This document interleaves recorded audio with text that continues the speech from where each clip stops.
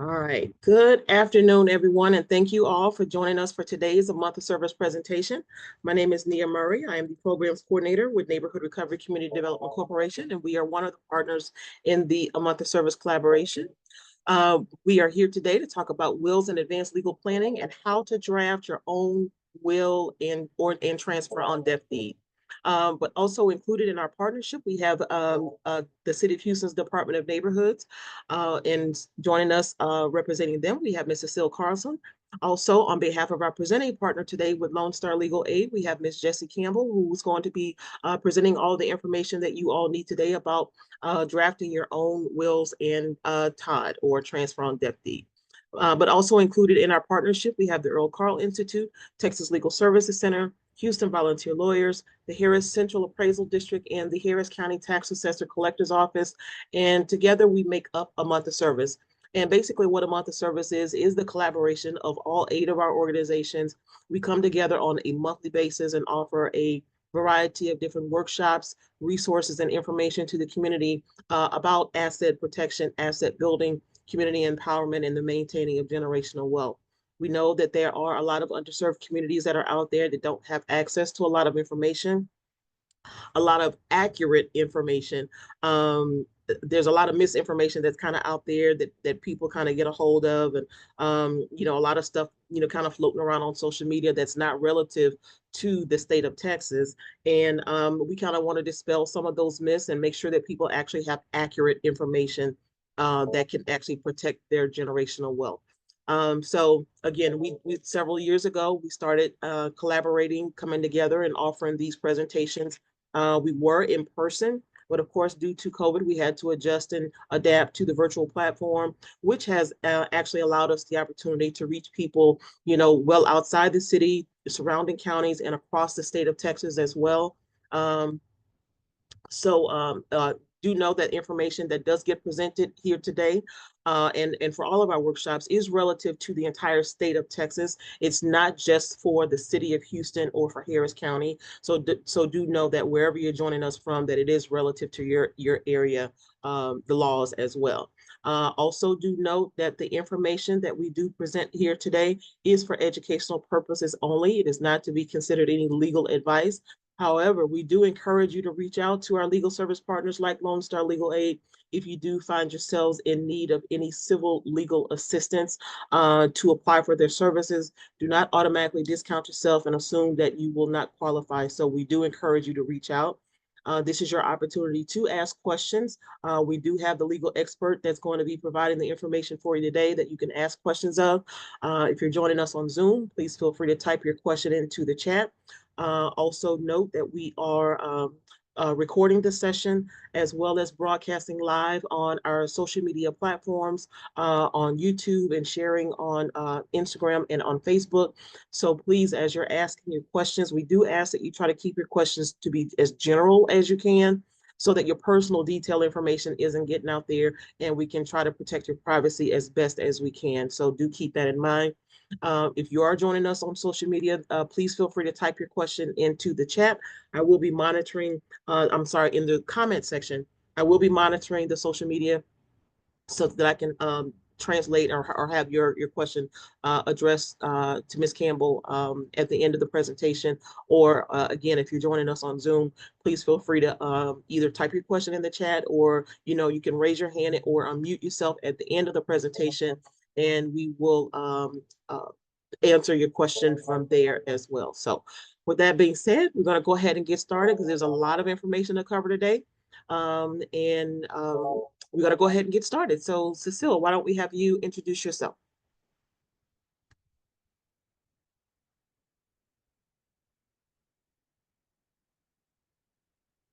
Cecile? Can you guys hear me okay? Cecile, you're on mute.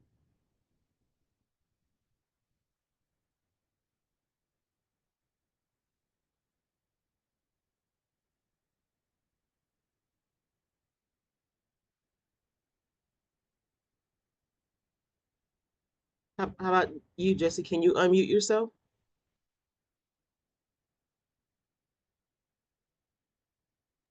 Yes, can go ahead. Yeah. Cecile, you can't. Did we lose you? Okay.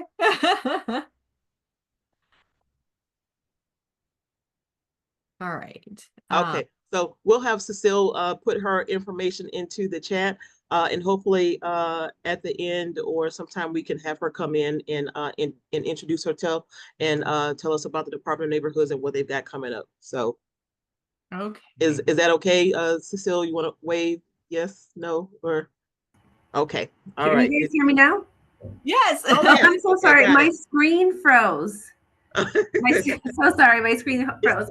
Hi, You good know, afternoon, everybody. My name is Cecile Carlson. I am with the Department of Neighborhoods, and on behalf of the Department of Neighborhoods in the City of Houston, we want to welcome you and thank you guys for spending another afternoon with us. Thank you so much to Jesse as well and Lone Star Legal Aid for bringing the information to the community. And without taking up any more time, I'll pass it on to Jesse. Thank you guys so much.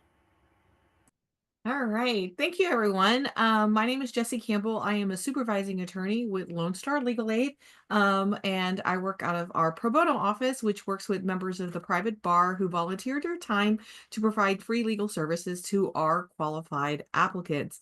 Today, I am going to be presenting on how to draft your own will and a transfer on death deed. But first, let's talk a little bit about who Lone Star Legal Aid is. So we are a civil legal aid service. We provide free legal services to eligible households that is based on financial eligibility on a variety of civil legal needs. That includes consumer, employment, family health, housing, landlord tenant, juvenile issues, neighborhood problems, estate planning, and probate, which is what I'm here to talk about today. We serve 72 counties in the eastern third of the state of Texas, plus 4 counties in the Texarkana area of Arkansas. So we have 14 offices in addition to our headquarters in Houston, which is where I am located. We have 13 branch offices throughout our service area.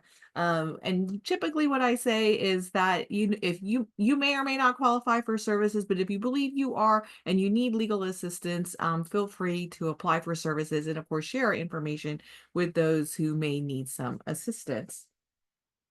Okay. All right, this is Ms. Nia already mentioned, but it's always worth repeating multiple times from the lawyer perspective. Today's presentation is for educational purposes only. Today is not a substitution for advice.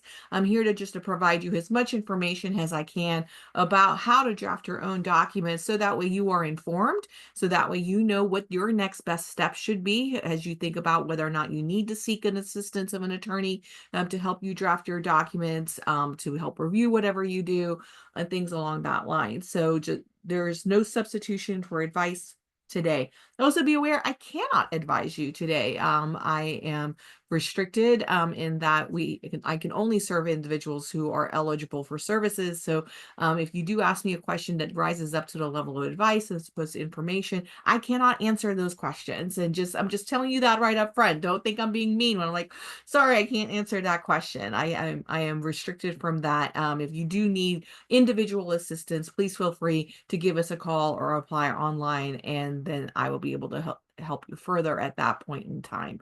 But otherwise, just kind of be aware of that. This is forever. We are on the internet. Not only for those of you who are in the Zoom, this is a public space within the Zoom, but those of you who are watching via our YouTube channel or our Facebook channel live streams, the internet's forever. Please do not put any private information in the comments, and particularly anything that people can use against you. Unfortunately, I wish we could believe that every person in the world is a wonderful and good person, but there are bad actors out there, and we don't want you to put yourself in a situation where you can inadvertently cause harm to yourself by some of these bad actors who get this information. All right. But after that, let's get going. So today's agenda is that we're going to be kind of talking about some introductions, right? So how to choose your representative. Then we're going to talk about last wills and testament transfer on death deeds. And then very briefly, we'll talk about the remaining documents that are part of the estate planning packet. Now, the thing to think about is that this is a part 2. We actually do a 2-part series. Part 1 was last month in April, where I talked about an introduction into advanced planning, what it is, why you need it, the things you need to think about, the yellow flags and red flags as you move forward. If you did not have a chance to watch that, we do have that recorded. It is so you can go to our YouTube channel and watch it there after you watch this one, so that you can get the more broad information that is supplemental to what we're going to be talking about today. So this is part 2. Today we're going to get more into the weeds. Today we're going to be talking about drafting the document, specifically what you should be thinking about as you write them when you use these documents that have been developed by representatives in the state of Texas to help you do things yourself. So that's what we're going to be focused on today. There is a third part in this series, if you wish to call that. So my 2, the one in April and the one today, this is about the before planning. We are planning estate planning. We are planning before a person passes away, and what do we need to do in anticipation for that, as well as planning for incapacity. That's the combination of the two. There is a third in the series, which is to talk about what happens after a person passes away. That does an overview of the probate process, which is the court process after a person passes away, when we have to admit the will to a court, or how to clear title and alternatives to the probate process. So that's the after part. Someone has now passed, and now we need to know what to do next. I will not be answering questions about the after part because it is a distinctive part. That presentation is done by my friend and colleague next week, and then Miss Nia will send you the calendar with that information. So if you are here because you have questions about, well, I'm an executor or someone has passed and I don't know what to do, please plan to attend that session to be able to get those answers for you. All right. So, but otherwise, let's go. So choosing your representative. For each document, you are selecting a person who will be acting on your behalf. Now, today, the document we'll be talking about is your will. That person is called the executor, and they're going to be the person responsible for what is known as administering your will. And so what they basically do is that they're the ones that will go to court. They're the ones who will work with the attorney and the judge and do all of the paperwork, basically. They're going to draft any deeds that need to be drafted. They're going to settle any debt, pay off debt. They may or may not be the same person who handles funeral arrangements, but that could be the same person, right? And so they're basically stepping into your shoes to take care of your final affairs. That is what the role of the executor is.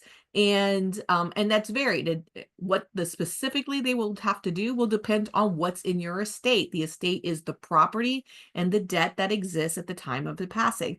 And it's going to be different. It's going to be different for everybody, depending on what was written, how the property is being distributed, what kind of debt we have.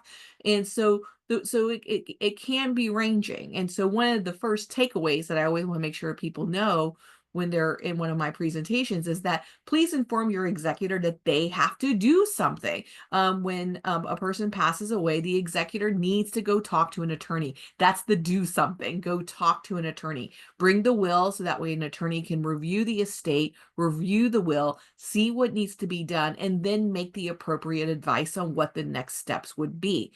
And it's, I do a lot. I'm a lawyer. I am not here to try to say that you need lawyers in every situation, although I think that it's very valuable when you can have access to an attorney to help you to go through your situations. You should attempt to get one. And for the most part, we're here to help you. But in the case of a probate and what happens after the fact, you do need an attorney, at least for that initial consultation, to be able to tell you what to do next. That is a thing in the state of Texas. But when you're thinking about who you're going to choose as that executor, you're going to want someone you know and trust who will do what's in your best interest or what you would do, right? So because they're stepping into your shoes, they're taking care of the final affairs. And so you want them to be someone that you know are going to do exactly what you ask them to do, that's not going to put their own personal gains over the heirs because they don't like the heirs. You got to really think about that kind of stuff. I mean, it'd be, some of the things that I do share in these presentations is some of the issues that we run into. So that way you can try to think about it to avoid these problems in going forward, right? And so, if this is an emotional decision sometimes, picking the executor, but one of the problems that we do encounter is an executor who chooses not to move forward.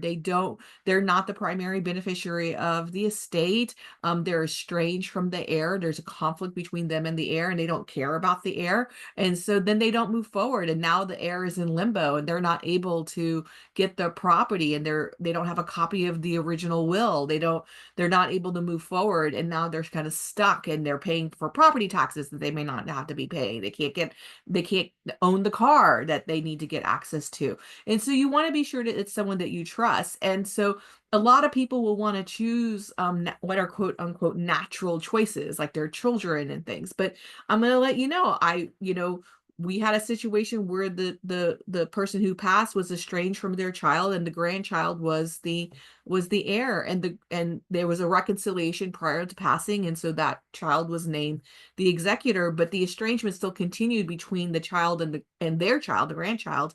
And then now we were at a standstill, and then an attorney had to come in and kind of fight for that. And so think about the relationship you have with that person. It's just like, it's not just about, I love this person, I want to show that I trust them. That's a very different conversation from, I know that I trust them and that they will do what I need them to do when the time comes, because I am not here, and I need to be sure that my heirs, the people who love me, are taken care of. And you are placing the care of your property and your heirs into the hands of this executor. So, not to be all doom and gloom, but this is a really important decision. It should not be made lightly when you are deciding who should step into the role. We do recommend that you should pick one person. One of the goals that we try to avoid when we're putting together these documents is conflict. We don't want people to have conflict about what should we do, what's next, and things along that lines, right? And so we recommend that you select one person, so that way the authority is clear. Who is the final decision maker? If you picked well, you've picked a person who's not going to just be like hand down edicts, right? Like, you have a person who's going to be like, if you say, look, I really want to be sure, I want you to be the final decision maker, because I need someone that I trust who's going to do what's in the best interest of me, my family, and I need you to sort of turn that role. But please don't do it in isolation. Be sure that if there's questions about, like, the instructions were to sell the house, but maybe one of the heirs wants to live in the house, have conversations with that person to be sure that everyone's interest is being met. And, make sure that you're not just, if someone really wants a family heirloom, that you're just not ignoring them, that you kind of take into account if they say something that I don't know about that they're interested in having,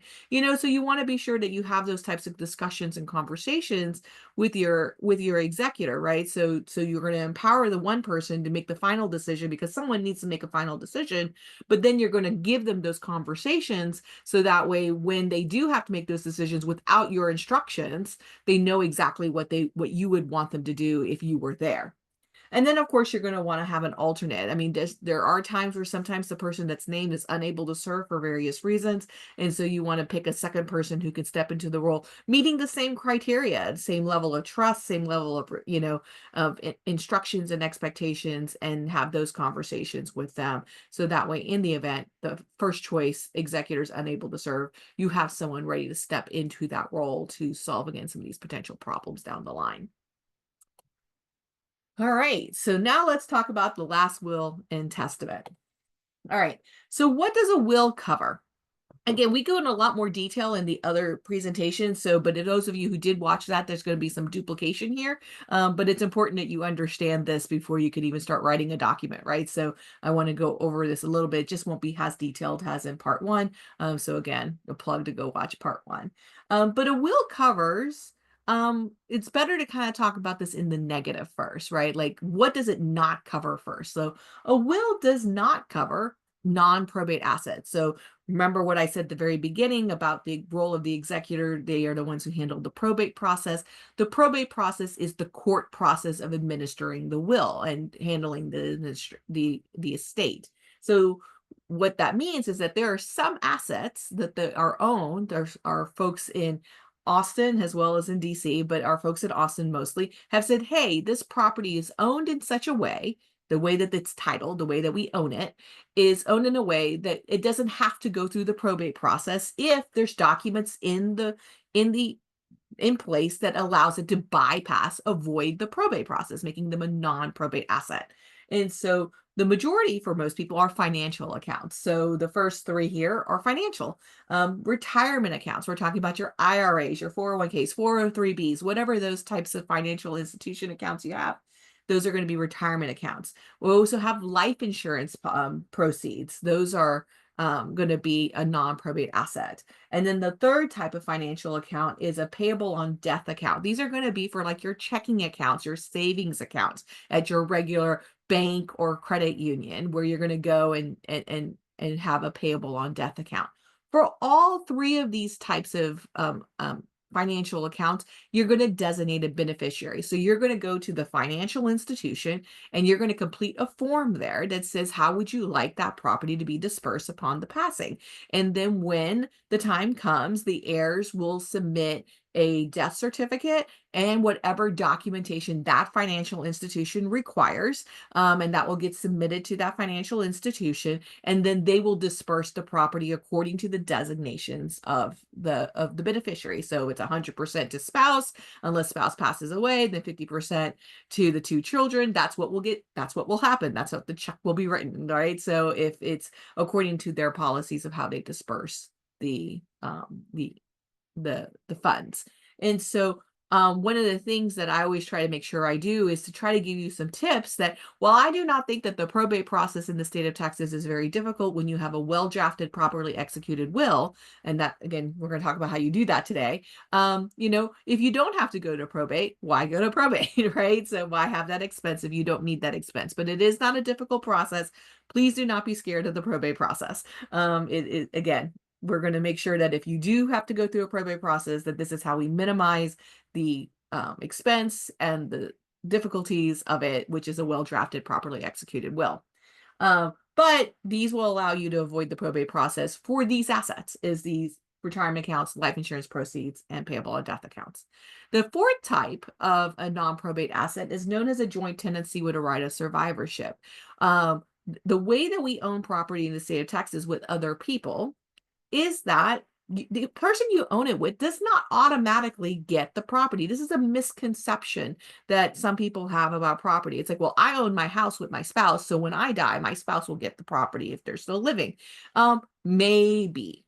That actually may or may not be true, depending on the situation of how your property is owned, how you got the property, and whether or not there's children from a previous relationship, the heirs that would be involved in obtaining the property. So there's actually a lot of different factors that can impact that. And so that's actually not what happens. When you own property with someone else, your property is going to pass according to the law or according to your will. That's actually how it's going to pass. So just because you own it together doesn't mean that the other person gets it. So if you own a house 50-50 with somebody, your 50% ownership of that property is going to pass according to your will, or if you do not have a will, according to the laws.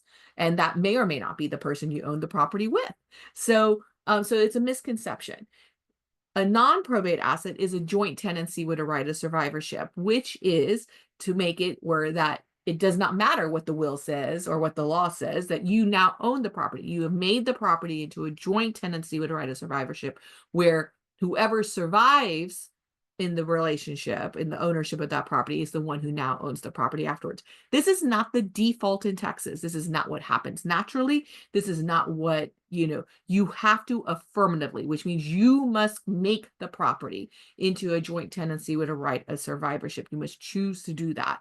I do highly recommend that it is something that you are thinking about doing, that you do consult an attorney for that. There can be a lot of unintended consequences of doing something like that. And there's ways to kind of make the same result that don't have the same permanent impacts and then can minimize some potential problems that can arise out of doing a joint tenancy with a right of survivorship. Not saying that you shouldn't do it, but you may want to consult with an attorney just to be sure that we're checking and looking around corners for potential problems that you may not be aware exists, because you don't, we look around corners more often than you do in this area of the law type thing, right? So, but that's usually what I kind of recommend. But that is an option. And for some people, that is something they can do with their financial accounts too. So, so let's talk about checking accounts, just kind of going backwards a little bit. You can do a payable on death account. You own the account, no one else owns it. But upon your passing, you name a beneficiary, it's going to pass to the beneficiary. And that gives them access to the bank account. With a joint tenancy with a right of survivorship for a bank account, basically you're saying that It's not going to go to the beneficiary. The person I already own the account with is going to be the one who owns the money in the account at that stage. And so that's kind of the distinction. There's no right or wrong. It's just kind of typically that, what works for the household and the financial situation. Right. And so then everything else is a probate asset. That is what's covered by the will. Anything else is going to get covered by the will. Even for any other documents that may exist or things along that lines, it will get covered by the will. What can turn a non-probate asset into a probate asset is if there's no beneficiary listed. So if you have a 401k and you did not list a beneficiary on that 401k, now the estate is the beneficiary of that account. That money is going to get paid into the estate, and then that property will now get passed according to the terms of the will, or according to the law if there is no will. And so just kind of keep that in mind. So we do recommend that you're also making sure that as you're updating your documents and everything's correct, that you double check your non-probate assets and that the beneficiaries are still accurately listed the way that you want them to be listed. But just be aware, if you don't put anyone down, it's going to get covered by your will. There are two types of will in the state of Texas, and I covered this because sometimes, even though I'm going to talk about the forms that are available to you, some people want to be able to try to do it in their own handwriting because that's what they need to do. So the two types of will are a holographic will, which is the legal language for a will 100% in your own handwriting. That's all it is. You take out a piece of paper. I recommend a blue pen, a wet ink, and you're going to write down, I, Jesse Campbell, write this as my last will. I give everything to my husband. I name my husband as my executor. In the event of his passing, everything to my children, right? So that's you just sit there and you write it out by hand. This does need to be 100% in your own handwriting. This is not something that can be delegated. You cannot tell somebody, please write in your own handwriting, a handwritten will for me. So it does need to be 100% in your own handwriting. Then it's signed and dated. That's it. That is all that's required to make a handwritten will, a valid will in the state of Texas. Now, doesn't mean that you shouldn't do other things with it. But for some people, if that's the only option they have is to do a handwritten will, they're sitting in a room by themselves and they have no other option. This is a valid will in the state of Texas. It is optional to have two witnesses over the age of 14 who are disinterested. Disinterested means that they have nothing to gain. They are not heirs on the property. They're not owed any money. They don't owe you any money. They basically there's no skin in the game. They're just your neighbor, your friend who's just come to help you witness the will. And so you can have someone that's witnessed, and then there's a self-proving affidavit that's also optional. I'm going to talk about what all this means in a minute after I talk about attested wills. So what is an attested will? So we talked about 100% in your own handwriting. An attested will is, again, just legal language that describes a will that's 100% typed. Whether you take out a typewriter or a computer and you print it out, it's just something that's going to be typed. So that is an attested will. So generally in the state of Texas, the law is written, and I'm about to put a big old exception in a minute, but it has to be either one or the other. It has to be either 100% handwritten or it has to be 100% typed. And so for a typed will, an attested will, it needs to be signed and dated. So you're going to have it printed out. You're going to sign and date it. This one requires, you must have two witnesses over the age of 14 who are disinterested, who witnessed that will. So what does that mean when you witness a will? Is that they're going to watch you sign that will. They're going to be aware that you are signing a will. Like don't have it where they come into your kitchen table and you're like, hey, I'm signing this thing, and they're getting a cup of coffee, and then they sit down. They're like, oh, what is it that you signed? That's not valid, actually, believe it or not. Even though you're afterwards, you're like, oh, that's my will. Just sign my will. They need to know that that's what they do, and they need to watch you do it. They need to be able to testify to that when a judge requires them to.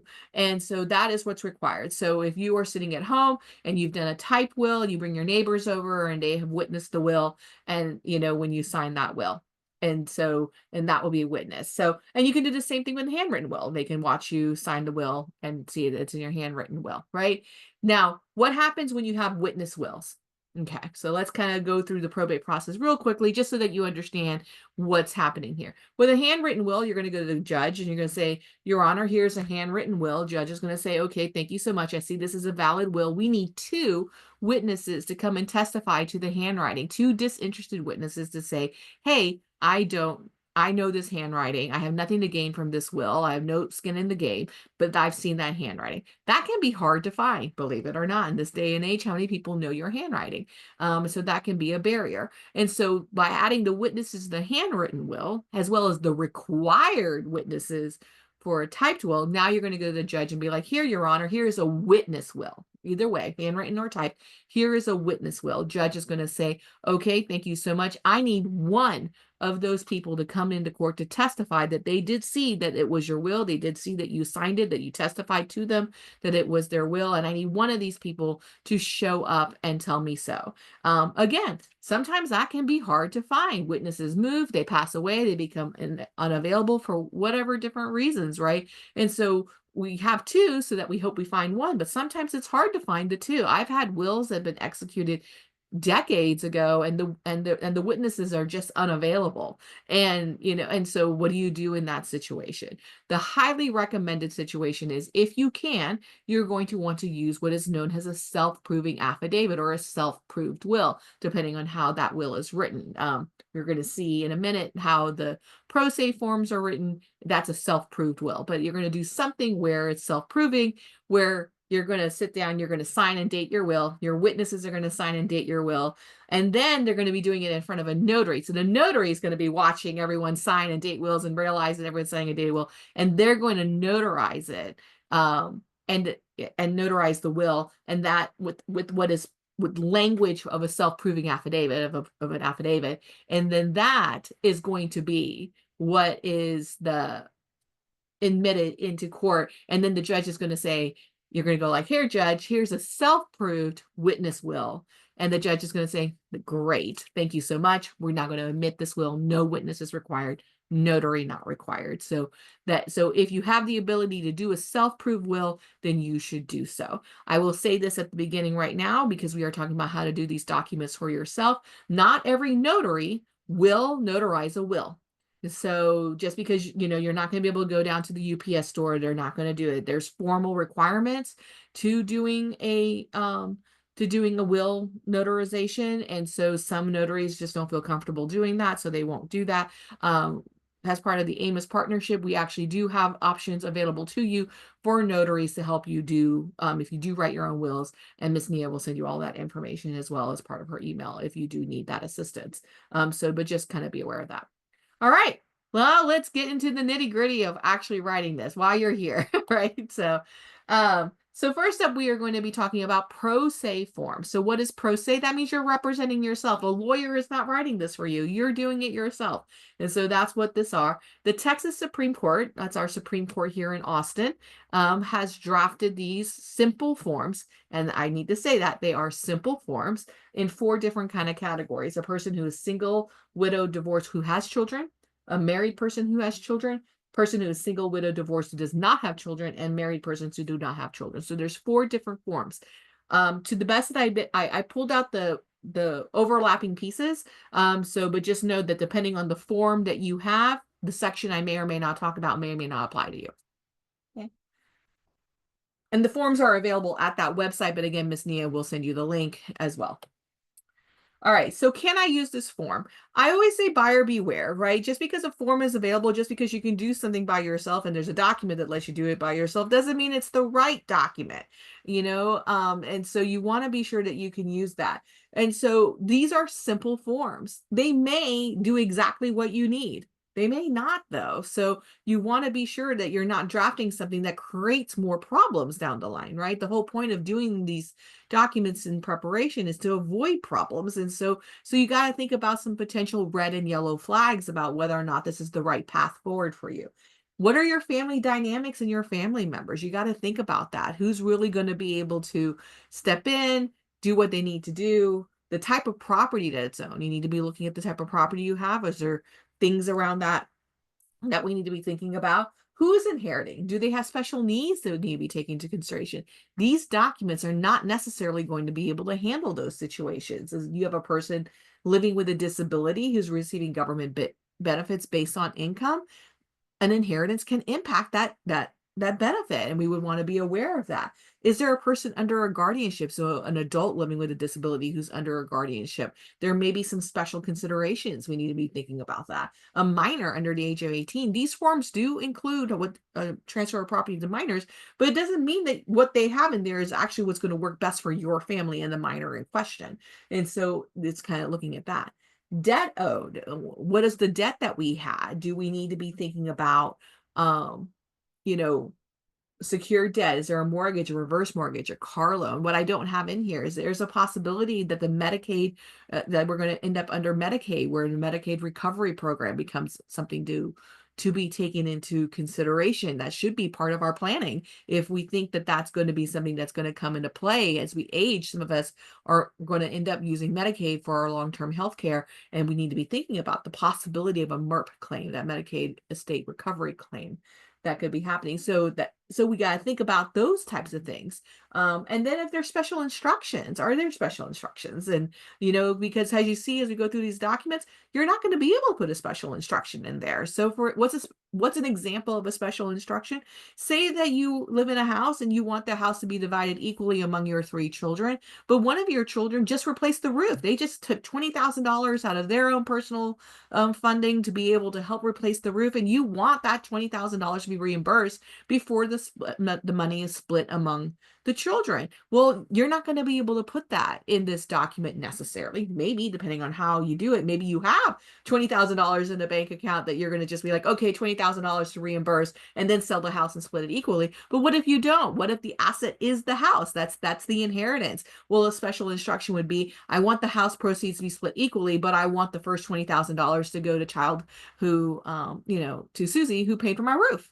And so, you kind of want to think about that, right? So those are the things you need to think about. What is it that you're trying to accomplish with these documents? And then write the document that's going to make that happen, whether by yourself, using these forms, or hiring an attorney, or applying for services with an organization like us to help you draft those documents to make that. Don't try to force your estate into this document if this document does not work for you. It's more important to get the document that serves your estate, not the other way around. I know we're all trying to save some money, trying to do things easily, get things in place, but ultimately, at the end of the day, as a lawyer, I'm here to be like, bad news, Jesse. Let's avoid bad news. Let's try to make sure we solve the problems before they happen. All right, let's talk about forms. Okay, the first section of every one of these wills is going to be an identification section, right? Where you're going to say who you are. It's basically what it is, right? You're going to put your full legal name. You're also going to put names that you're known as. You do want to do both, right? If you have changed your name, it may be worthwhile to put in previous names as well. And you're going to do that. And then the second line is basically saying it's your will. You're revoking any prior wills prior to this one. If you're married, this one obviously is for the married one. There's going to be a line for who you're married to. If you're not married and you use that form, there's not going to be a section for you to put a spouse. It'll just say that you are unmarried. And then there's going to be a section, which I don't have the little block, but it's just going to be a little block that's going to be listing all of your children and grandchildren in the next section. And so that's basically, it's pretty easy and straightforward. Oh, I did want to go back real quick, which is to say, remember what I said, that the wills have to be 100% in your own handwriting or 100% typed. And that is the way that the laws are written. This is how the laws are written. That's clear. That's what the statutes say. However, the Supreme Court has said that this form, these pro se forms, can be fill in the blank, that you can take a pen to these fill in the blank papers and it will be considered a valid will. This is the only hybrid will, the only fill in the blank will that I will say is valid in the state of Texas, as far as I am aware. Don't come at me if you're like, Jesse, I saw someplace that said any hybrid will is, I go, as far as I am aware, the way that the laws are written, that it needs to be 100% right, handwritten, or 100% type, with the exception of using these Supreme Court forms. I do recommend, though, that if you have the ability to do so, that you actually type the answers into this will. These are fillable PDFs that you can type them on your computer and then print them as a printed document and then do the signatures that way. So that way it's 100% typed. That is my recommendation. But that is just obviously information recommendation today. But just be aware that if for some reason you need to do this by hand, this is the only exception to the one or the other. All right. The next section is going to be, and by the way, this can get confusing the way that this can be. So I'm going to do my best to kind of flow through the chart so that way you understand exactly what we're doing. But sometimes but the forms go from most common to specific. So it goes from broad to narrow is how these forms work. So just kind of be aware of that as we're moving through these forms. So the first one is everything that I have, right? Broad, everything that I have. And so this is the form for the married section. It's like, and you're going to have to choose. There's option 1, which is everything to your spouse. And if your spouse does not survive, divided equally among the children. Remember what I said about instructions? This is divided equally among the children or their heirs. So there is no instruction here. This is not an instruction section. This is everything to spouse. If my spouse predeceases me, then everything equally to my children. So that's option 1. If you choose option 1, you're going to sign that box. Okay. Option 2 is you're going to bypass your spouse altogether. Your spouse is not inheriting, right? So this is, even if my spouse survives me, I want everything to go equally to my children. That is what this section is saying, right? So I'm married, but I don't care. Spouse is going to get their own thing.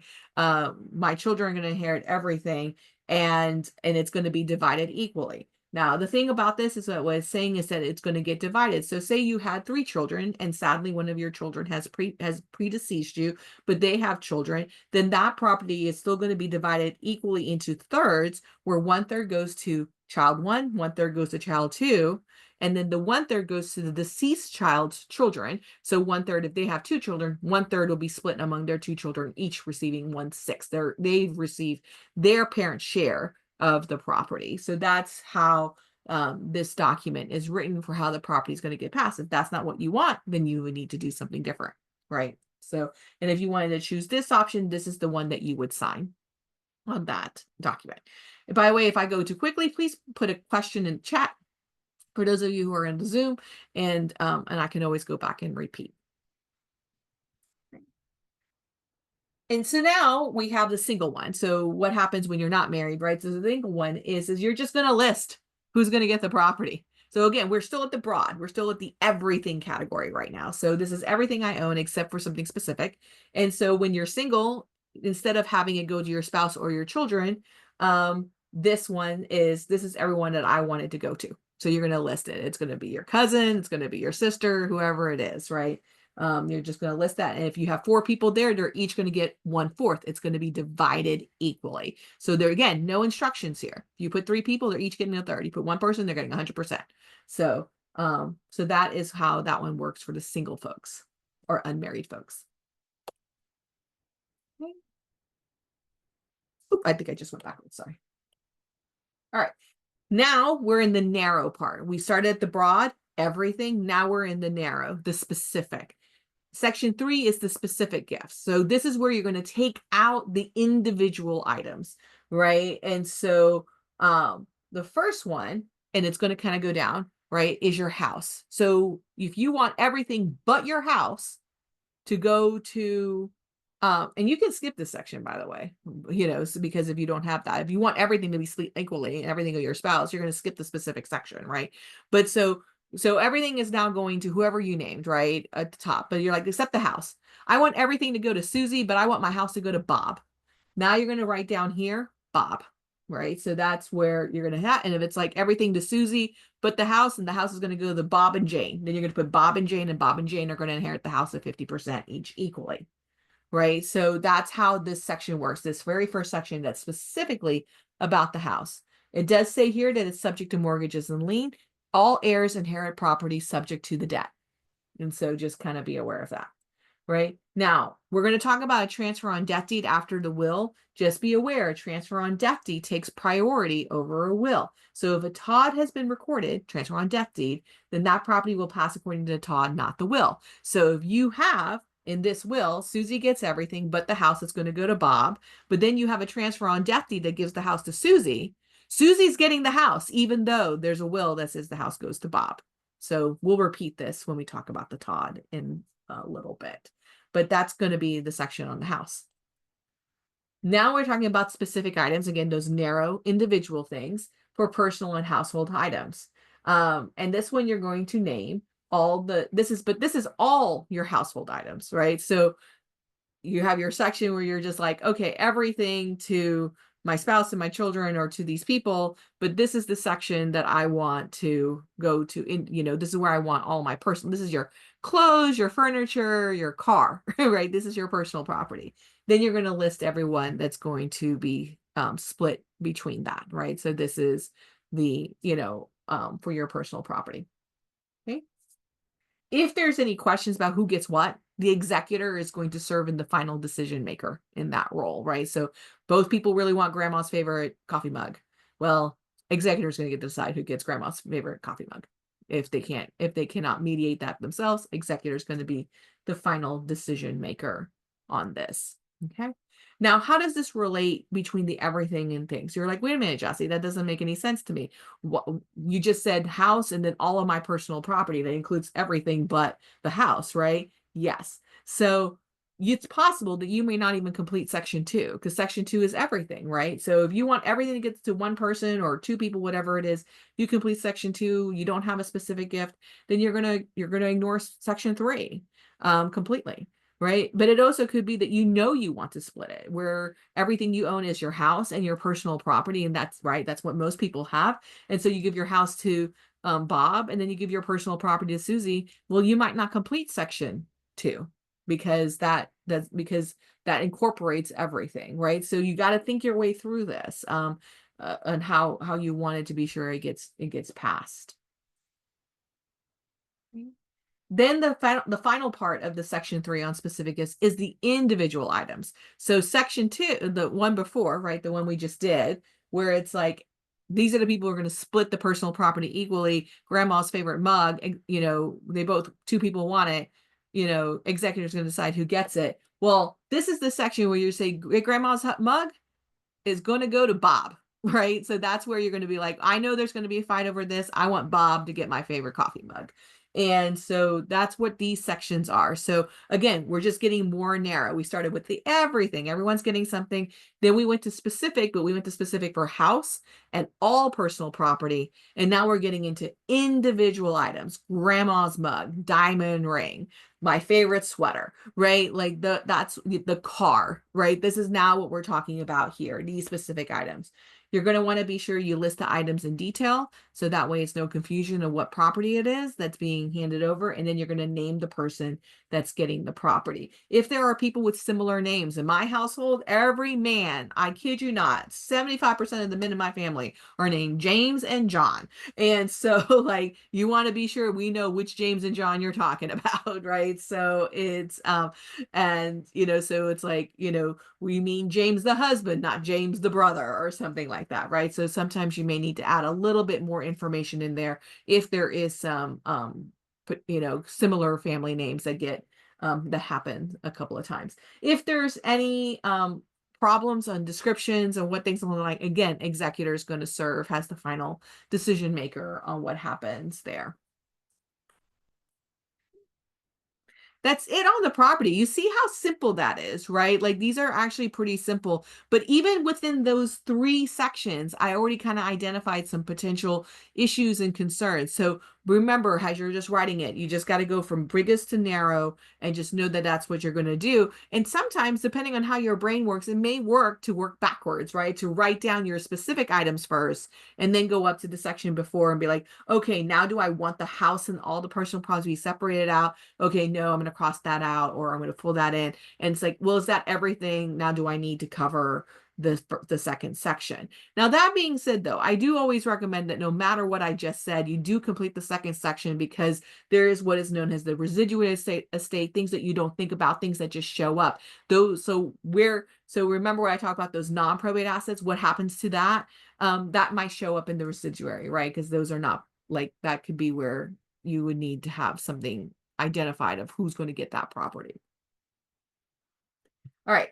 The next section is section 4. All the wills are the same at this point in time for the next section, which is, the numbers may be different, but the sections are the same, which is naming the independent executor. You're going to name your two choices, your choices here. I told you about two, your first choice and your second choice. You can name a third choice if you wish as well.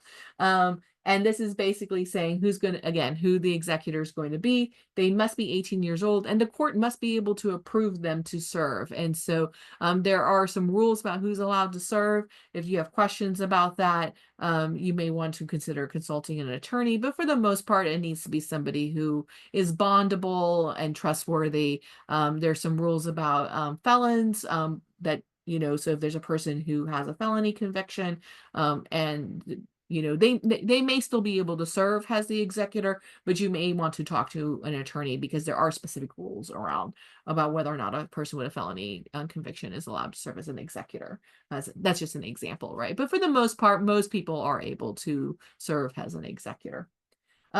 It's identifying this person to serve independently. So what does this mean? That means the court's not going to supervise the administration. That once the executor is named as the executor, has been given the authority to do the work that they need to do, there's going to be one other event that they have to do with the court, actually two typically, but one required one. And then and that's it. The court, you don't have to go ask the court for permission to sell the house. You don't have to ask the court for permission to, to write a deed, to do whatever that needs to be done. So there's no court oversight. So it makes it independent. This will does not allow for co-executors. So even though I already advised you against, or informed you that you should consider not having more than one person in the same role, this form does not allow it. These will be individual executors serving in the role individually. If the first one cannot serve, then the second one will be asked. If the second one cannot serve, then the third one will be asked. The next section following this is all the standard language around a will. So this is going to be that the executor is going to serve without a bond. What is a bond? It's an insurance policy for all intents and purposes. It's just to protect the estates. And so from mishandling of the funds, if anything along that lines, right? Well, you've picked a person that you trust that's going to be doing what's in the best interest of you. And that's an expense that can be a barrier to someone serving as an executor. So you're just saying, hey, this executor is going to be able to serve without a bond, and so that way, because I trust them. And then it's going to be the powers that the executor has to handle the estate. That's essentially what it is. Distribute the property and pay off the debt. Do what needs to be done to sell the property.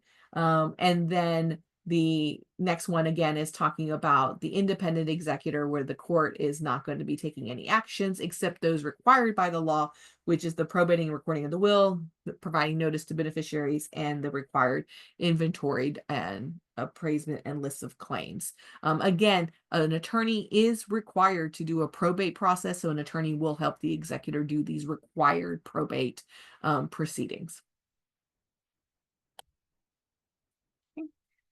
So for the wills that have children, that for both married and single or unmarried that have children, there is a section related to custodian for people under the age of 21. So it is actually under the age of 21 for property inheritance, is a standard law called the Uniform Transfers to Minor Acts of Texas that basically says that this is how property gets transferred if they're under the age of 21. And that's that the executor is going to name a custodian for the beneficiary to maintain the property until they turn 21. The executor may consider appointing the surviving parent as a custodian, but is not required to do so. It can have different custodians for different beneficiaries. If there's 3 children, it can be 3 different custodians of that. And the executor themselves can serve as the custodian of the property until that child turns 21. So that is basically the provisions on protecting property for children so that they inherit it. Section 6 is naming the person who's going to care for your child or a guardian, an incapacitated adult for whom you are the guardian for. And so this is who you're going to name in that role. And it's going to be a first and second choice, and the guardian must be approved by the court, right? So if you have minor children or a disabled adult living in your care, you want to be sure that you've named somebody who can take care of them. So that is what this section is here. The final section is just legal language that's included in a will that says that the Texas law applies. And then there's also a standard survivorship clause for 30 days. So this is standard. If you want more than 30 days, you would need to change that. But basically it's saying that this is trying to avoid complicated probates. Sometimes, unfortunately, people do pass quickly in time with each other or simultaneously. Car accidents happen, unfortunately, right? And so this is just to try to avoid that, saying that if a person does not survive the 30 days, then the property will pass according to, they will be treated as if though they predeceased, and then the property will pass according to this will, as opposed to passing according to the property of the deceased heir. That's kind of basically what it is. So kind of what happens is that if a person passes, they have to survive 30 days. And then if they pass at 60 days, then the person who passes 60 days, the property will pass according to their will. But if the person passes at day 15, then the property is going to pass according to this person's will, right? So that's kind of how survivorship clause work. It's just intended to protect complicated probates. And then the last section is going to be the execution and attestation. And so this is the witnesses one. Remember, this is a typed will. This is an attested will. This one requires your signature plus the signature of 2 witnesses. Again, so typed, attested.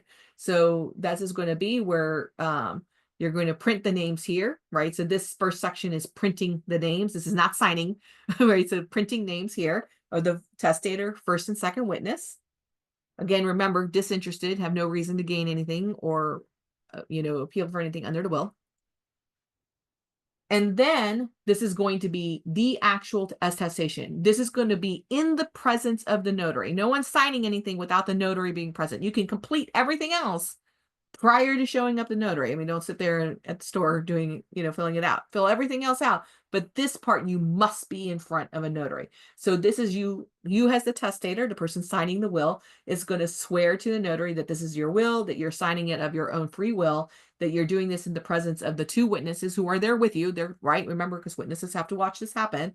And that you've asked the witnesses to sign the will and that you are now signing it. Then you're going to sign and date it, right? This is now the signing of the will here, right? Oh, I guess I left off the other sections. Then there's going to be another section for the witnesses to sign, and then a section for the notary to sign and affix their stamp with the self-proving affidavit language on there. This one is a 1-step process where it only requires 1 signature by the testator and the 2 witnesses, plus the notary. This is a self-proved will. If you have ever executed another will, sometimes it's a 2-step process where the testator and the witnesses sign and date the will, and then they sign and date the affidavit separately with the notary. But all of this is done in real time in the same space. But in this case, it's only a 1-step process.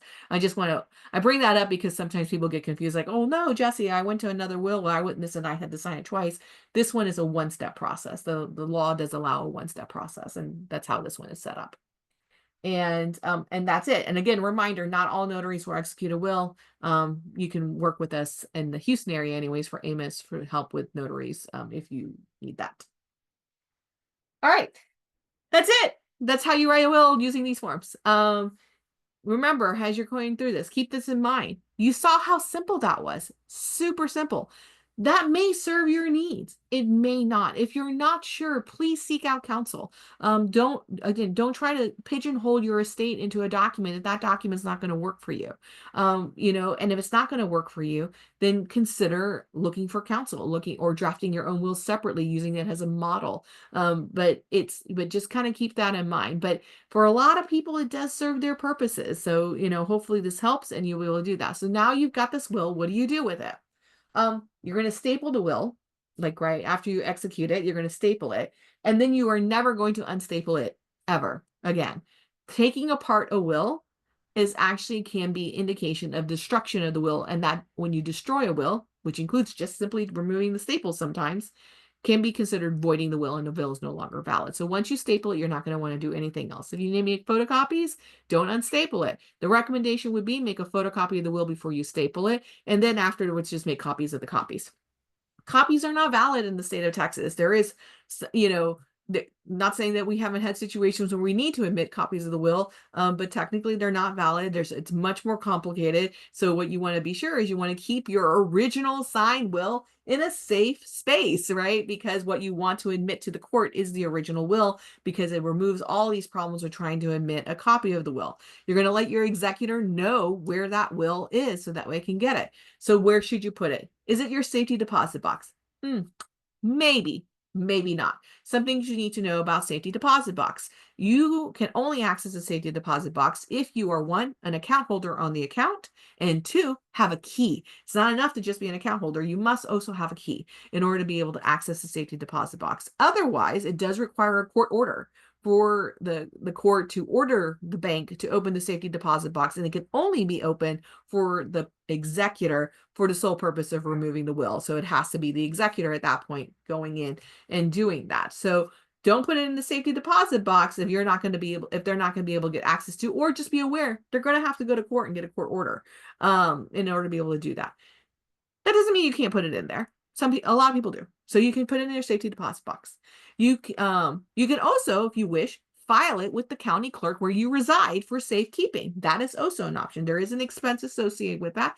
You do have to pay for that recording, for that safekeeping. That's an option, but not required. I do get asked like, oh, am I required to file it somewhere? No, you're not required to file it somewhere, but you can, and that is an option. And some people do that because it does allow for that safekeeping, and in the event that we can't find the will later on. But again, let your executor know what you've done, right? And let them know. It's like, hey, I filed it with the county clerk and things along that lines, right? So that way they are aware of that. But otherwise, what I recommend, put it with your safe papers. Like where's your social security card? Where's your passport, your birth certificates? Where are all your important papers? I have all of my stuff in a fireproof little safety box in my house. Sorry, I'm not gonna tell you where in my house, but that's where all of our stuff is. And so that way, I live in Houston, hurricanes happen. Like if we need to evacuate, we can just grab our box and all our important papers and then we can go, right? So that's what I've done with ours. But what works for you is what works for you. But you just want to be sure wherever you put it that your executor knows where it is, that they know how to find it, and then remember to remind them they need to do something when the time comes, which is to take that will to a lawyer for them to be able to have a conversation about what the next best steps will be. All right.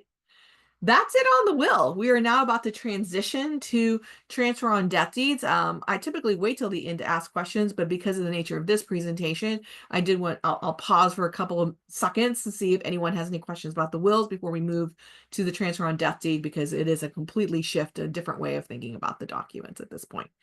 I want to say this at this point. It's like I talk quickly. This was a lot of information. Here's the good news. You're getting a recording. If you are going to draft your own documents going through this, you can take the recording with the documents in front of you and go through it and practice and do it multiple times. Good news is that until it's signed and executed, it's just a piece of paper. And so you can always shred it and toss it and then work on it. You might want to print it out, put it by hand, and then go and type it into the typable PDF and print it out at that point to get it executed. So those are just some tips to kind of make this process go through a little easier as you are trying to draft these on your own. Okay. All right. Well, with that, let's talk about transfer on death deeds. So this is something that's been passed, has been around in the state of Texas now, I want to say about 12 or so years, maybe a little longer than that, maybe a little less. Let's just ballpark that. But a transfer on death deed is a really great document for a lot of people. For most people, their major assets that they own are their house, their car, and their personal property and their financial accounts. That's going to be their big property. And so and typically what requires a probate proceeding is all of it, right? Like all of the things required that. But if you take care of your financial accounts with either a payable on death account or a joint tenancy with a right of survivorship, all those non-probate assets, you made sure your beneficiaries are listed. Well, now your bank account doesn't have to go through the probate process, right? Your personal property actually doesn't really require, like your furniture and your clothing and things like that. That actually doesn't require you going through a probate process unless there's conflict. like, right, like unless someone needs to step in and make decisions. But if it really is things like, hey, it's going to be a garage sale and the property's going to be dispersed equally, you don't really need an executor necessarily to go to court, get papers to be able to run a garage sale. You may need an executor to come in and get papers to get access to rental property and things along that line. So I don't want to make it sound like there is no need for a will. Everyone needs a will. Everyone needs a will. No matter what is said about transfer on death or non-probate assets, everyone needs a will. Be sure you have a will. I haven't said that enough times today. So, but everyone needs a will. But sometimes you maybe avoid the probate process because the only thing we need to do is a garage sale. And that's taken care of. So those are going to be the big things. For cars and transfer on death deeds, the state has got 2 documents that you can do for your house and your car. For your house, it's transfer on death deed, which is the property is going to pass according to this document without having to go through the probate process. There's a similar form for a car. We're not going to cover that today, but just be aware there is one for a car, which is a designation of a motor vehicle beneficiary, which does the exact same thing. It's a document that you would complete that says, in the event of my passing, this is who I want to own the property, own the car, and then it passes outside of the probate process. So there is a way to actually completely avoid the probate process depending on your individual situation, but I don't want to say that everyone can avoid it. Again, don't be scared of the probate process. If you have to go through probate, you want a well-executed, properly drafted will, and then the probate process is pretty straightforward. But so when we're talking about the transfer on death deed, commonly known as a TODD, again, it's a deed, like a warranty deed, a quitclaim deed. It's a deed that you're going to prepare and you're going to file during your lifetime. And then upon passing, it is effective immediately upon the registration of the death. And so that is what happens. It avoids the probate process for the home. And that's it. Things to remember, it takes priority over will. Remember I talked about that will at the beginning when we talked about the home, where we said the house was going to go to Susie, but the property was going to go to Susie, but the house was going to go to Bob. But if there's a transfer on death deed giving the house to Susie, Bob doesn't inherit the house. Susie does. And it does not matter what happens in time. You do a transfer on death deed first and then write the will giving the house to Bob. Sorry, Susie's getting the transfer on death deed. You give a will giving the house to Bob, and then you do a transfer on death to Susie, Susie's getting the house, right? Transfer on death deed takes priority over a will all the time, every time. So now the thing is that even though you filed this deed giving this property to Susie upon your passing, it's still your property. You can do whatever you want with it. You can mortgage it, you can repair it, you can rent it, you can sell it. It's yours. But all it is just pre-planning for who's going to inherit the property. If the property is no longer in your ownership at the time of passing, then Susie doesn't get anything. There's no house, right? So just be aware of that. You can only give the portion that you own. So if you own this house 50-50, right? A community property or joint ownership in some way, you can only transfer the property that you own. Community property, that's 50%. Joint owners, the applicable percent, right? If it's 50, if there's 2 of you, it's 50-50. If it's, if there's some other type of agreement that someone owns 70% of it, then it's whatever, right? Like if it's 3 people, it's a third, right? So it's whatever percentage that you own. You can only give what you own. You can't give what another person owns, obviously. Property is still inherited subject to debt. That includes mortgages, reverse mortgages, liens. They continue, they survive after a person's passing, and that whoever's inheriting will need to make arrangements to pay off that debt in whatever form that looks like. So there is a pro se, again, representing yourself, drafting the documents yourself for a transfer on death toolkit. It's prepared by the Texas Access to Justice Commission. It's available on the website of texaslawhelp.org. There's also an online form that you can go through and type in the information, and then at the end it will print out a transfer on death deed for you, and that's that long link right there. Again, all of that information will get emailed to you, so don't feel like you have to take all this notes down real quickly. But today we're going to go through the toolkit. Just know it's the same information. What I tell you need to gather for this form, you're going to gather for if you're going through the online interview process. All right, so the first section of it is you're going to name who owns the property, right? So this is basically you and your co-owner, and you're going to add pages if there's more than one and more than 2. You're going to add all the appropriate things. Easy peasy. Who owns it and their mailing address. Then you're going to list the property information is in section 2. There are 2 different categories. 2 is the legal description of the property. This is not your physical or mailing address. Your legal description is not 123 A Street, Houston, Texas. That is not your legal description. Your legal description is going to be the things like lot B, section 4, meets, there's also could be meets and bounds. We're talking about directions, 45 degrees in this direction for 800 feet and things like that. It depends on the property. So what you're going to want to look for to be able to get the to get your legal description is the warranty deed. It's going to be the deed that when you receive the property. So you're going to want to look at the warranty deed. I wouldn't necessarily stop there. You may want to check other older documents for previous transfers to be sure that the descriptions continue and they are in line, because sometimes you may need to make some changes and things along that lines, but you are going to want to look for that legal description. If you can't find it, you can look for you can request a copy of your warranty deed from the Harris County, if you're in Harris County, or your county clerk's office. A good place to start if you're going to try to look for it online is with the property description that's on your property tax statement. But remember that box is only like that big. It's not very big. And that might not be the full property legal description either. So don't use your property tax description with that legal description either, because that is probably not sufficient either.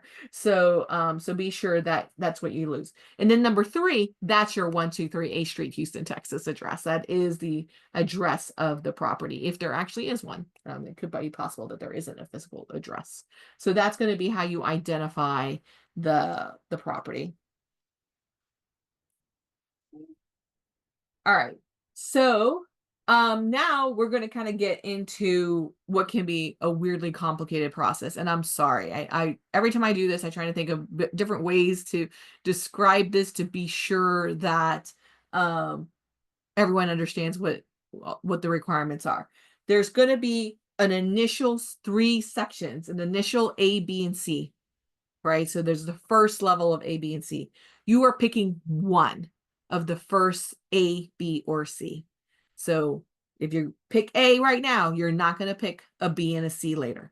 Okay. So this A is when both spouses own the property and they want to leave it to the surviving spouse. So you and spouse own property and you want your surviving spouse to get the property. Then you're going to complete section A. All right. Then, so that's what number 1 says. A1 says primary beneficiary is surviving spouse.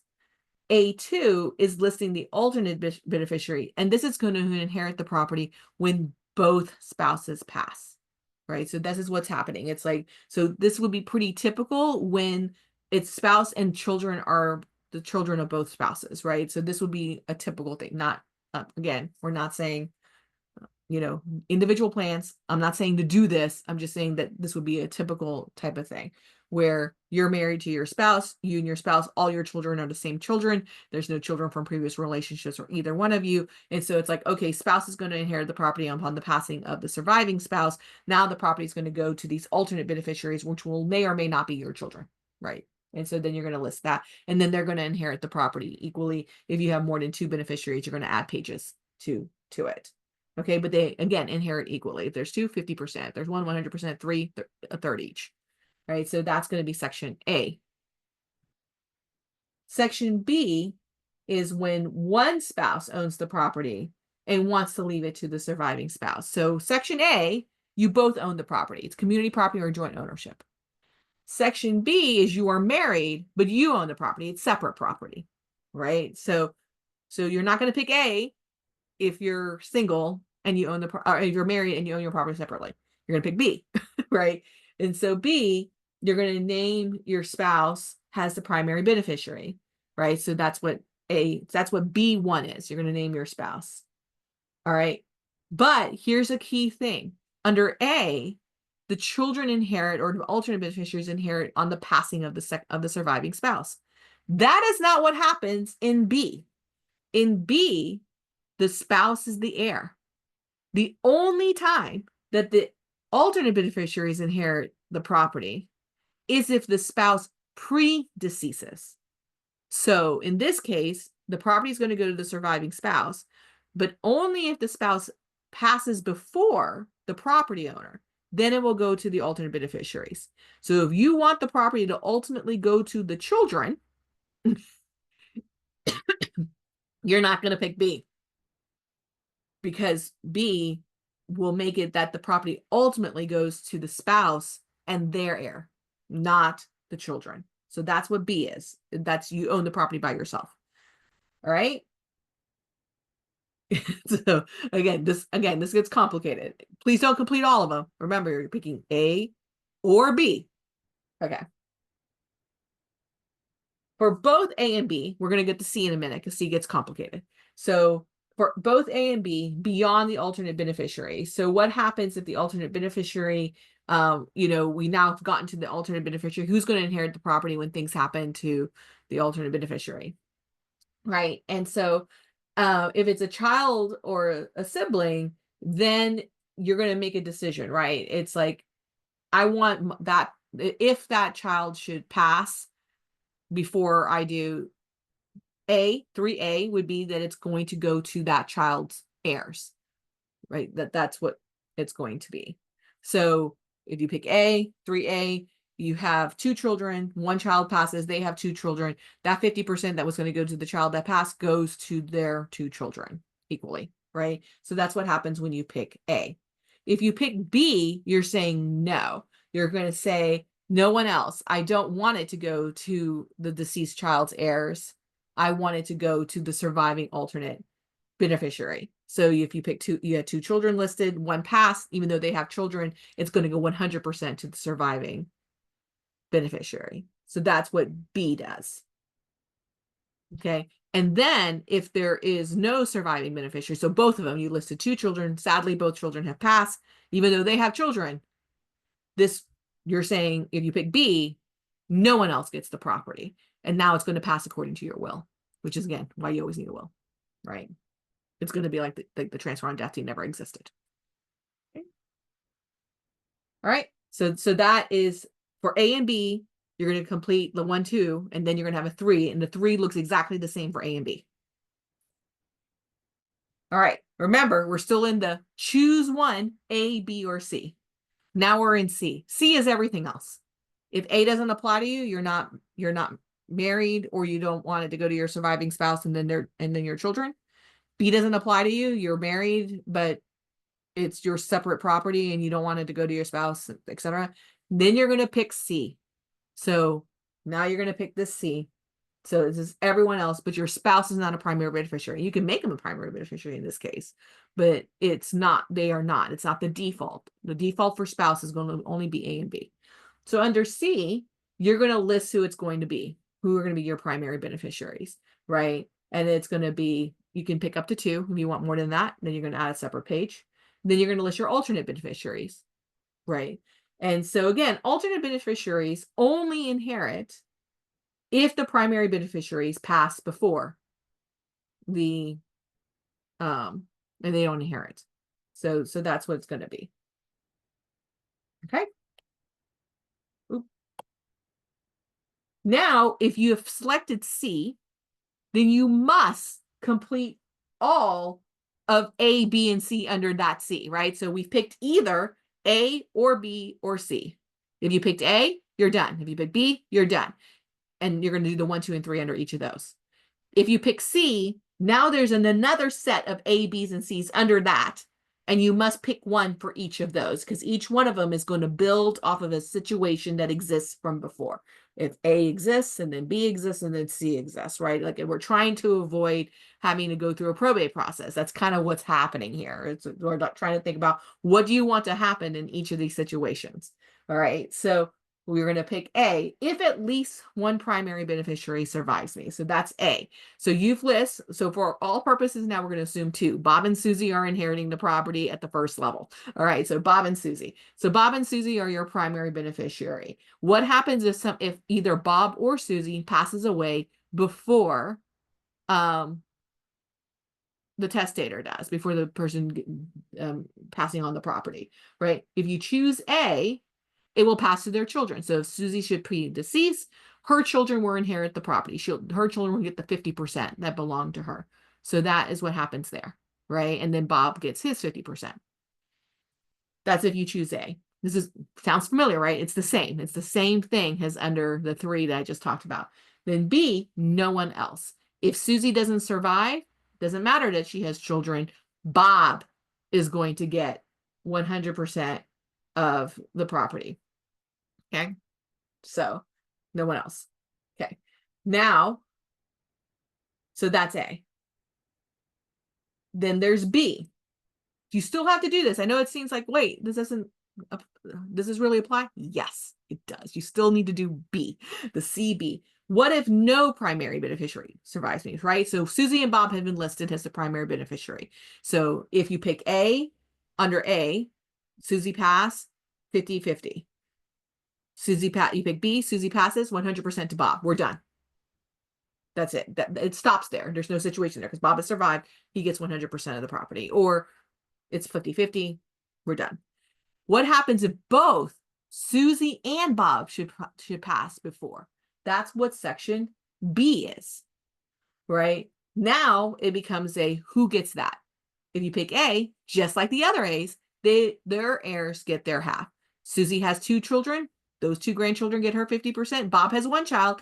Bob's child gets that 150%, right? So now we have 3 grandchildren.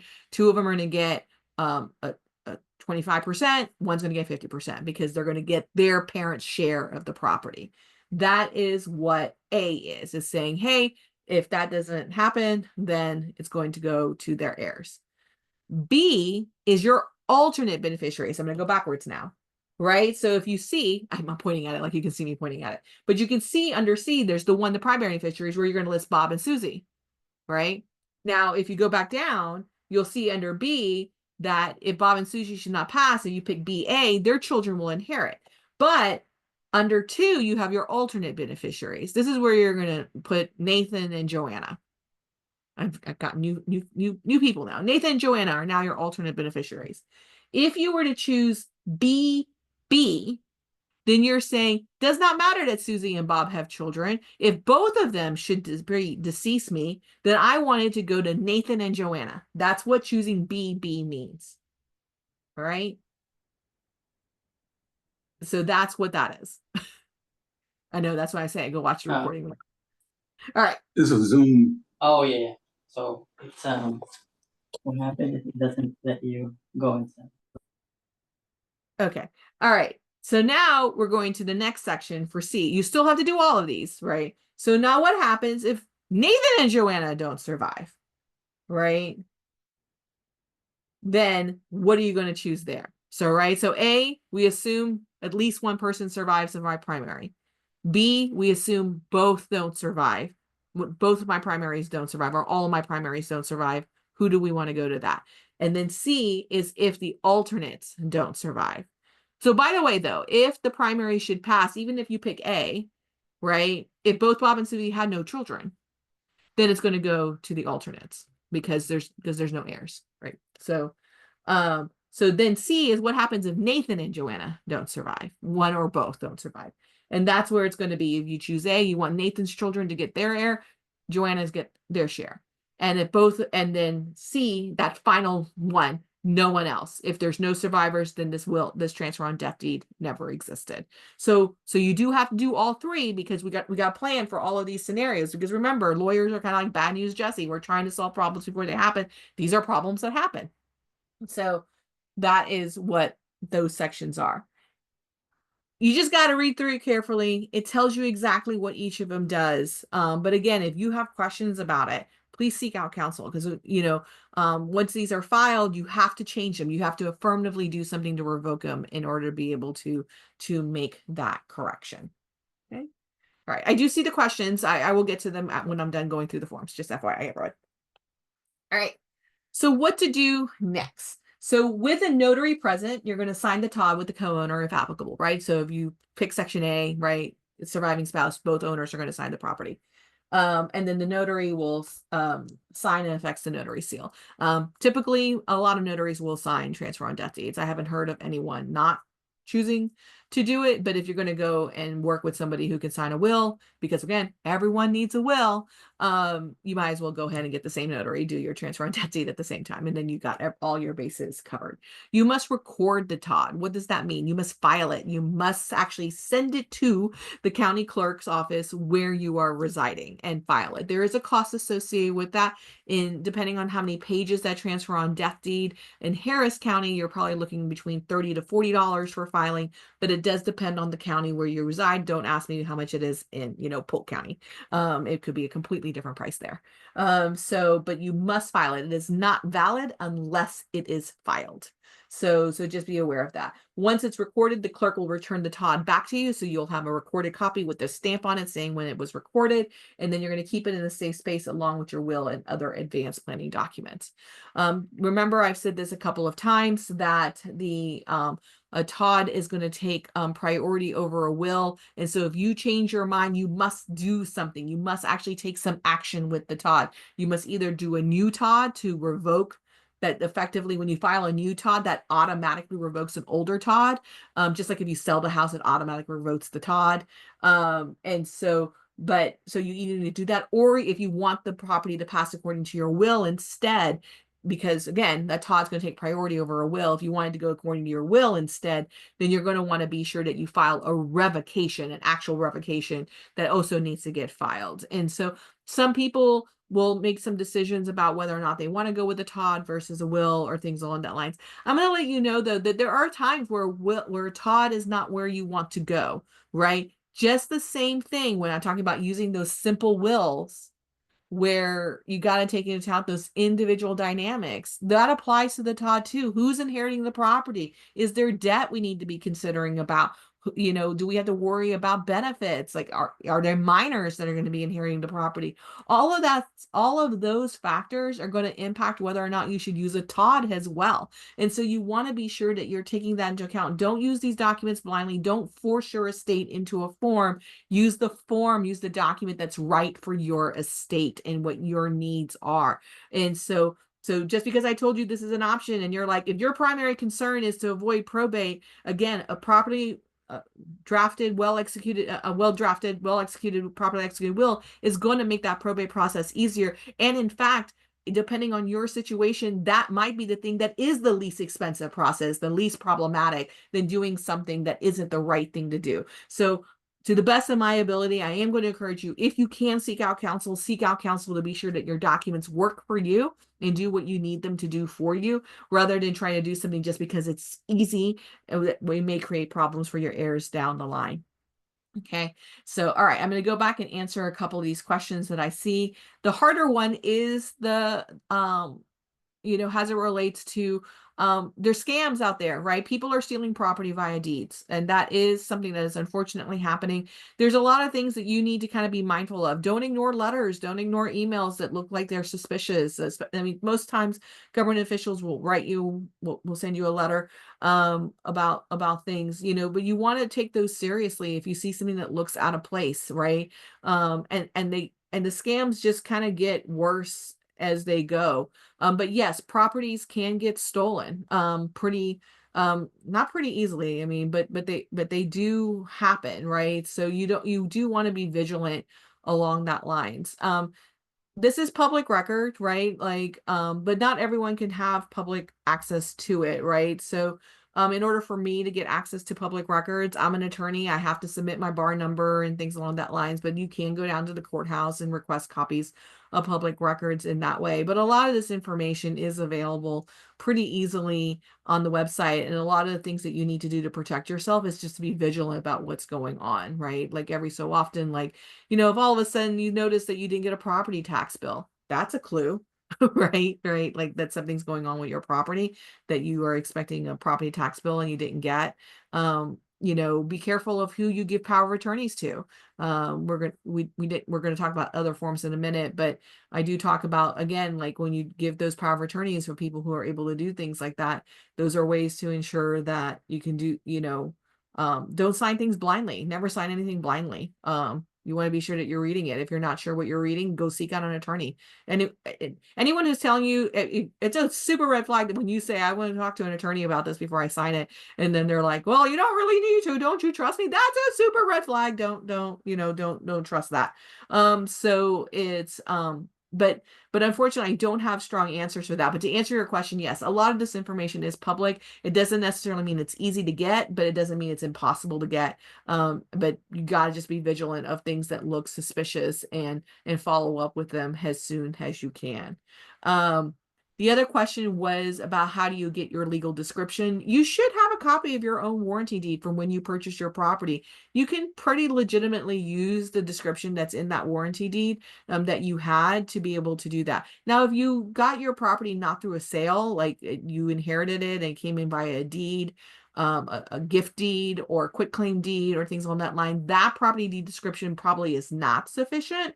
And so you're going to want to dig a little more deeply into that. That may be something that you may need some assistance with, either a title company or an attorney to help you find that legal description. But no, the information on HCAD is not going to be sufficient because HCAD shortens those legal property descriptions in order to fit the space of their pieces of paper that they use for their property. I have seen legal property descriptions be as long as a page, a full 8.5 by 11 page legal description. So you want to go look at the actual deed when you inherited when you got your property. The warranty deed is likely, again, if you used a title company and things like that when you purchase your property, that legal description is probably sufficient. But if you got it through something else, like someone gave you a quitclaim deed or someone wrote something that wasn't done by a realtor or an attorney or something, then you may want to dig a little deeper into going into further documents, or whoever transferred the property originally, like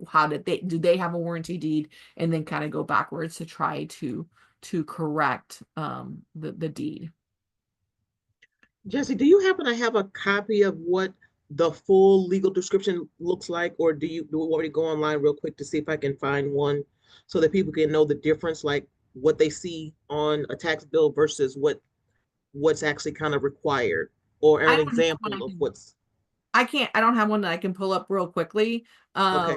But they vary greatly. They right, like sometimes they match, which is why it's hard, right? Sometimes the HCAD description matches because it's that short, but sometimes they're not, right? And obviously anything I can go find will be someone's real legal description. So that we would have to create a fake one, right? So we don't want to like put someone's real property description online somewhere. Let me look at Lisa's presentation, because I know that I think she had like a page that had an example like a fake of one. So let me see if I can find one real quick. Yeah. But go ahead and finish. I can't do it because I got to fake one up, bro. So, but yeah, you're gonna want to look at the actual deed. I see that. I think I saw that. Yeah, I think Nia said that. Okay. So that is it on transfer on death deeds. We are actually almost done. The next slide is that there are additional forms. We're not covering any of these additional forms today.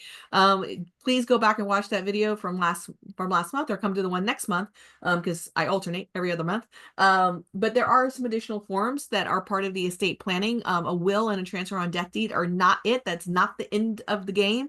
You do have some documents, statutory forms for planning for incapacity. Include the statutory durable power of attorney, medical power of attorney, advanced directives to physician, also known as a living will. That is a document for end of life planning in the event of a terminal or irreversible conditions. There's also, for those who are at risk for psychiatric hospitalizations, there is a directive for a declaration for mental health treatment that you can also complete. This is obviously very individual for people who need that particular document. Some additional documents that you may want to have in place is a declaration for a guardian in the event of later incapacity, a HIPAA release, a supported decision-making document. That's for people with diminishing capacity. They're not incapacitated yet, but sometimes they may have some difficulties understanding things, and they need some support to make those decisions. That's what this document kind of helps identify the person who does that. I realized I did not include the designation of a motor vehicle beneficiary that I talked about. There's that document, but please go watch that other video where I do talk about all those other documents and what they do. But those forms can also be completed on their own. They're a lot more straightforward than the will and the transfer on death deed. So that's why I don't spend a lot of time talking about them, because when you look at them, it really is just about completing the form. You're just reading it and then selecting what you want, very similarly to a fill in the blank kind of form. But the other session does talk about what each of them does more specifically. Right. I think I saw another question. Ah, okay. So that is it on that. That was a lot. That was a lot of information. And I know, don't be overwhelmed by this. We are here to help those of you who are eligible for assistance. If you believe that you may qualify, and as much as 30% of the state of Texas qualifies for legal aid services. So don't assume that you don't qualify for services. But that's my contact information. It's also right here. That's my phone number and website. You can go online if you are comfortable going on the computer. There's an online application. Just say that you need a will, and that's going to come to me. And then I will be able to look for a volunteer attorney to help you do those documents. I will be the one who will do the assessment and everything. But you can also call either our Houston number, which is that 713 number, or if you're outside the Houston area, the 800 number serves our entire 72 plus 74, plus our 4 counties in Arkansas. If you are a person outside of Houston who needs assistance, that may or may not come to me, but it may come to me. And so that is kind of how you can apply for assistance. I do see the question, how can you avoid probate altogether? I cannot answer that question because it's a hypothetical at this point in time. It does much depend on your individual situation and your individual property and your individual needs. And then what happens at the time of passing. Sometimes you can do the best that you can to avoid the probate process, but then at the time of passing, the situation of what's going on with the estate and the property and the debt or whatever requires a probate, even through our best efforts. So no, I can't. Any lawyer who tells you that you can 100% guarantee avoidance of probate is not telling you the truth. We can't guarantee that, but depending on your situation, you may be able to limit the need for a probate through using transfer on death documents, making sure your non-probate assets have beneficiaries listed, making sure that you have a payable on death account for your financial accounts, for your checking and savings account, and or having a joint tenancy with a right of survivorship for those financial accounts, and then using a motor vehicle designation.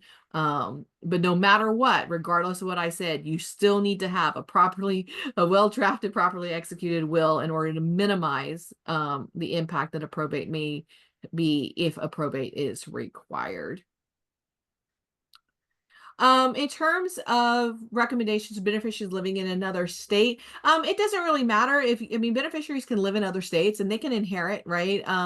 It's just a question of being sure that they have access to the information and things along that lines. There may be complications around, like if they need to sell property or come in and do things like that, but that's just something for the executor to kind of take care of it. But if they're inheriting the property via TODD, you're not required to live in the state of Texas to own property in the state of Texas. That's not a thing. You can live in California and own a house in Texas, and so you can still do that and without any real concerns. I don't recommend though that you pick an executor who lives outside the state. It's possible you can pick an executor outside the state. It just adds more complications and a little bit more difficulty. So if there's an executor in the state of Texas, that's better, but not if you don't have someone in Texas, that's fine. Pick someone in California. That's okay. The lawyer can figure it out.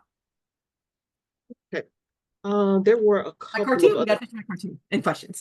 Oh, okay.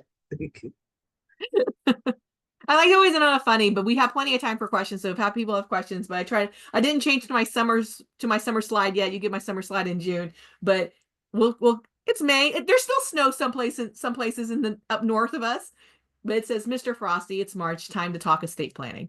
But we know that's not true because when the magic cat comes back, Mr. Frosty returns. For any kids watching, let's hope there's no kids watching. Any questions from anyone? Feel free to unmute yourself. Nia's going to go look at for those of you watching live on the live stream, either on Facebook or YouTube, she's going to ask me the questions. But those of you, if you're on the Zoom, if you prefer to unmute yourself and ask your questions, feel free. Before I interrupt anybody that has any questions here. Okay, you answered the one about the beneficiary living out of state. Okay, got that. All right, here's another one that was emailed to me prior to.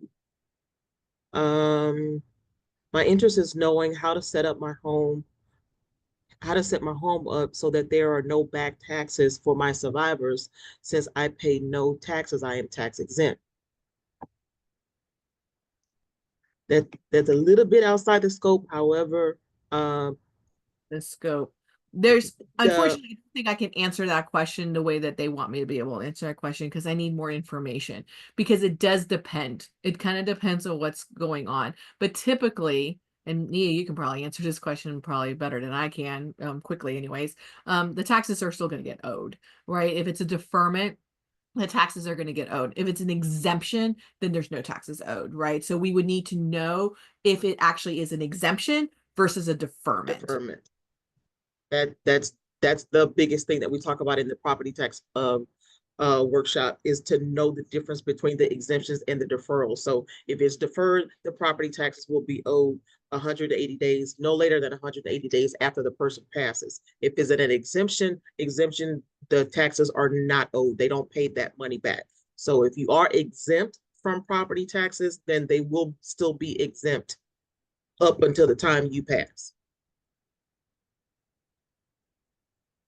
Um, Somebody had asked a question about reverse mortgage. I saw one on here, reverse mortgage. What happens if the ownership of the home when there is a reverse mortgage? Hmm. The ownership still passes. So according to the will and or the TODD, or the TODD, not and or, it's one or the other, or the TODD, right? So the ownerships will still pass. But things to keep in mind, they inherit the property subject to that reverse mortgage. Reverse mortgages, for those of you who are unaware, if you have one, that they are due 6 months from the date of death of the person who took out the mortgage. That's a very, very short amount of time. I know it sounds like it's not, it is. It's a very short amount of time for that heir or that executor to figure out what they need to do. It does depend on the situation on whether or not you want to do things via a will versus doing things via a TODD. And that one I would probably recommend you talk to somebody to know what would be the best way to do that. A TODD is faster because they obviously own the property immediately upon the recording of the death, and that gives them the full 6 months to either sell the property or come up with the financing that they need to pay off the reverse mortgage within that 6 months. So it's a little less time. On average, most probates start between 3 to 4 months after the person's passing. So it's not so if you wait until then the executor only has that 2 months to make those arrangements. Most reverse mortgages companies may provide you a little bit of extra time, but it's typically not. And some of them are pretty hardcore and they give you no time. Or if they allow you to do a refinancing, it tends to be not in the best terms for the heir. But I don't speak for mortgage companies. No one come at me, but you want to give your people as much time as can. But just be aware they do have to pay that off in some way, either by paying it off or financing it to pay off the reverse mortgage in order to inherit. Otherwise, they will foreclose. Yeah, and then I definitely would recommend that you reach out if you know that there is a reverse mortgage on it, that one, that you get permission to even speak to the mortgage company about what's going on, on the mortgage. Have them add your name as that person of interest for them to talk to. The second thing is that if there is a reverse mortgage on it, that you actually have to request that extension if you need longer than that 6 months. It's not going to be automatic. They will start the foreclosure process after that 6 months if you haven't made any kind of arrangements or attempt to communicate with them whatsoever. So definitely do that. We did do a reverse mortgage presentation back in March.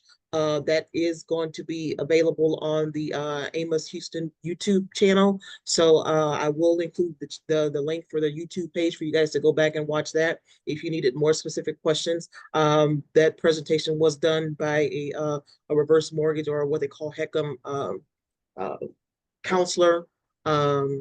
And she did that presentation in addition to Lone Star Legal Aid also did a reverse mortgage or mortgage foreclosure prevention presentation for us too, so that you'll know what the legal process is if you find yourself, facing foreclosure because of a reverse mortgage. So go back and watch that presentation as well. So that is available on the website. For the folks that had the question about the taxes, we do a property tax workshop the fourth Wednesday. Yeah, the fourth Wednesday of each month.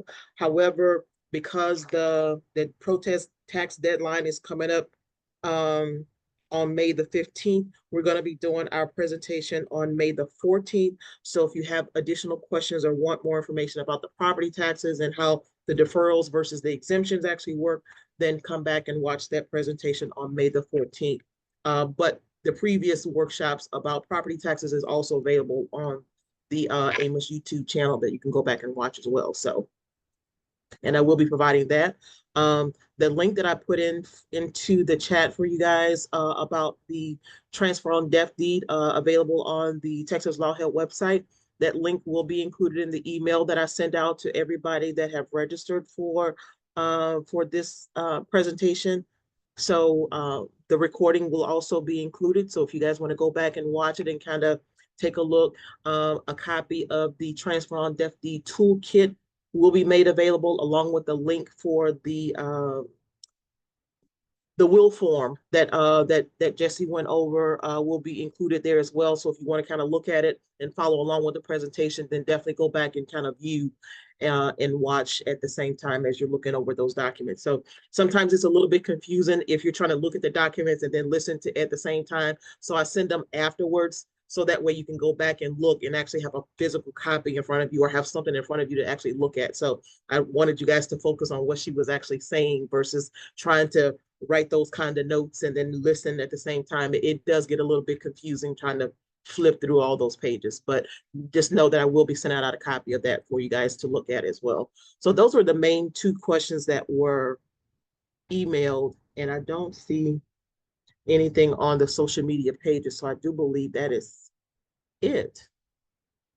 Somebody started a question and then they cut it off. So I didn't. Oh, you know what I did want to ask you, Jesse? And I thought about this when I saw this question. It would probably be a good idea for us to do a presentation. I don't know if you got someone in your office and we can talk about offline about protecting your business assets when you pass. Like, how does that work? Because we had a young lady that was on a couple of months ago in the inherited property presentation. Her dad had a business, a small business, and she didn't know what to do with his business assets, what happens to the company and the business property and all of that kinds of stuff. So that would be a good one for us to have. But that was a question that somebody actually had too about the personal property versus business property and how they protect it and how is it different. Yeah, no, those are distinctive, and it does depend on how that business is owned and how it's like that can get complicated. So yeah, beyond like succession planning. Yeah. So no, let's talk about that. But I think that might be a good thing to add. Okay. Let's see. I do believe that is it.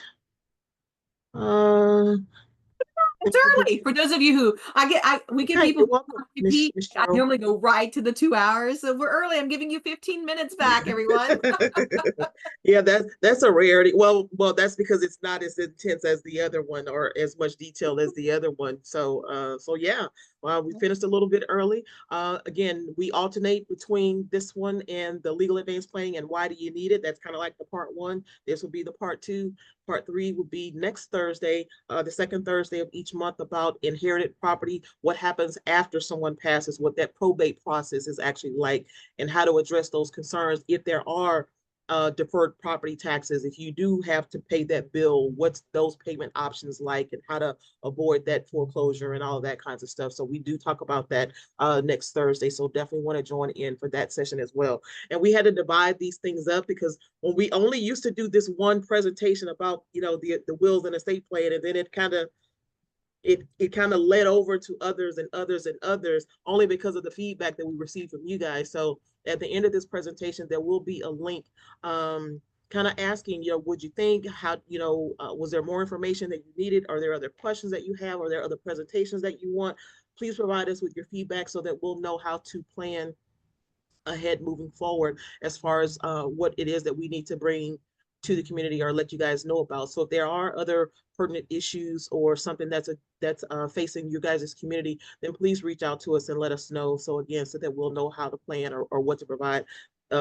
Case in point, that question about the business property taxes and property after someone passes, what happens there? So that's a great idea for us to look into providing for you guys. So we want to thank you all very much for coming. Yes. I did want to recommend that even if your primary reasons for coming to my 2 sessions is to learn about your planning, writing your estate planning documents, I do recommend you still consider attending the what happens afterwards, the probate or declaring title one, because understanding the probate process and what happens when there isn't a will or what needs to happen does actually help you draft the documents at the beginning. So when I talk about those like yellows and red flags, like that session is going to talk about some of those problems that come up, and that can help you draft your documents better in anticipation for it. So do still consider attending that one.